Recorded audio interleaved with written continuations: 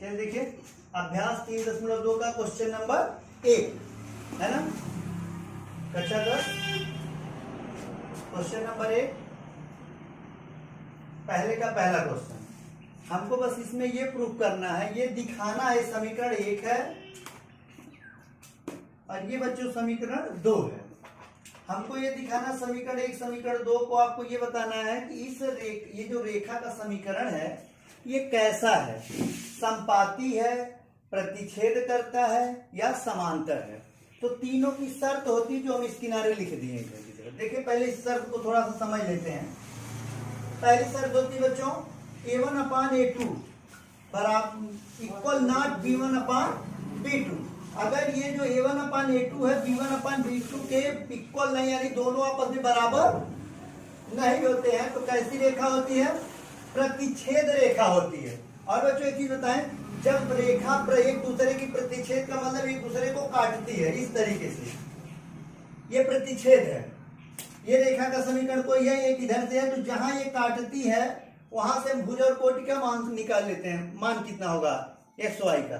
तो जब रेखा एक दूसरे को प्रतिच्छेद करती है तो समीकरण का केवल और केवल एक हल होता है, केवल और केवल एक हल होता है। ठीक है, तो ये तो हो गई पहली शर्त। अब दूसरी शर्त है A1/A2 equal B1/B2 equal C1/C2। जब तीनों आपस में बराबर होते हैं तो समपाती रेखाएं होती हैं।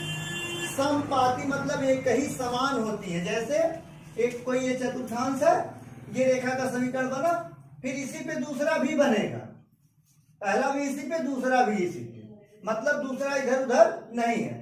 तो इसमें जो रेखा का समीकरण वो तो समपाती हुआ जब A1/A2 B1/B2 C1/C2 तीनों इक्वल हुए, है ना, समपाती हुए। तो इसमें होता क्या है, इसमें अपरिमित रूप से क्या होता है, अनेक हल। यानी अपरिमित रूप ना करके हम ये कह सकते हैं इस रेखा का जो समीकरण है ये समपाती है। जब रेखा का समीकरण समपाती होता है तो उसके अनेक हल होते हैं। इसमें आपको लिखा होता है, इसमें लिखा होता है केवल एक हल, केवल एक हल। इसमें लिखा होता है बच्चों अनेक या अद्वितीय हल, है ना, अनेक या अद्वितीय हल। ये बात समझ में आई। अब तीसरी चीज होती है, देखिए A1/A2 equal B1/B2 equal not C1/C2। यानी कि A1/A2 B1/B2 इक्वल है, but B1/B2 equal not C1/C2। ये C1 लिखा है ना। यानी कि जो C1 है और जो C2 है वो B1 B2 के बराबर नहीं होता है। और जब ये नहीं होता है तो बच्चों यहाँ जो रेखा का समीकरण होता है वो कैसा होता है, समांतर होता है।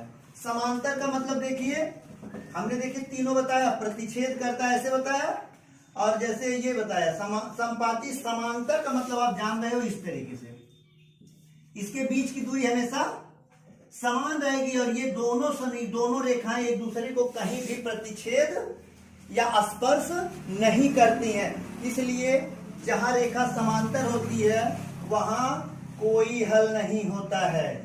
इसलिए जब ये शर्त आती है तो यहां लिखा जाता है कोई हल नहीं, कोई हल नहीं।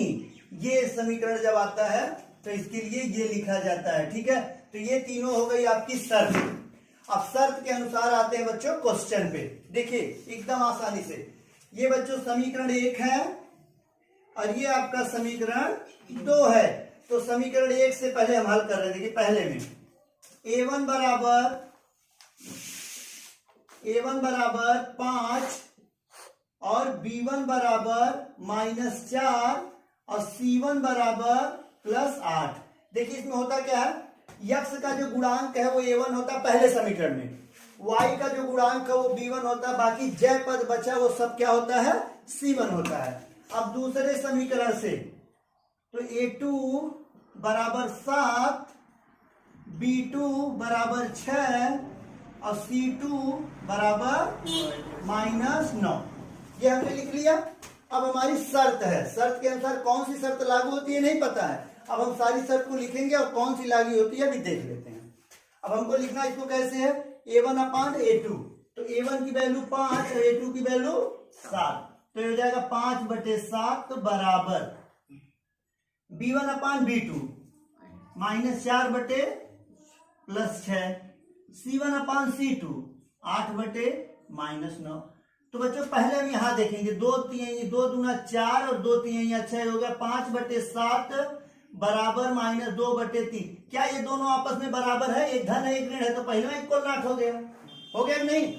जब ये आपका हो गया A1 upon A2 equal not B1 upon B2 हो गया ना, तो C1 से अब हमको कोई मतलब नहीं है। अगर पहली शर्त बराबर होती तब हम दूसरी को ध्यान देते, है ना? तो अब दूसरी को ध्यान नहीं देंगे क्योंकि पहली ही शर्त हमको मिल गई A1 upon A2 equal not B1 upon B2। तो कैसी होती है रेखा?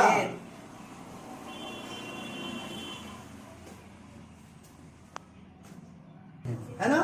तो यहां हम देखेंगे यानी कि A1 upon A2 equal not B1 upon B2 में कैसा समीकरण आएगा बच्चों? प्रतिच्छेद रेखाएं आएंगी। ये कैसा समीकरण है? कैसी रेखा है? प्रतिच्छेद रेखा। और जब प्रतिच्छेद रेखा ही पूछा है ना, प्रतिच्छेद रेखा है, इसके कितने हल होंगे? केवल और केवल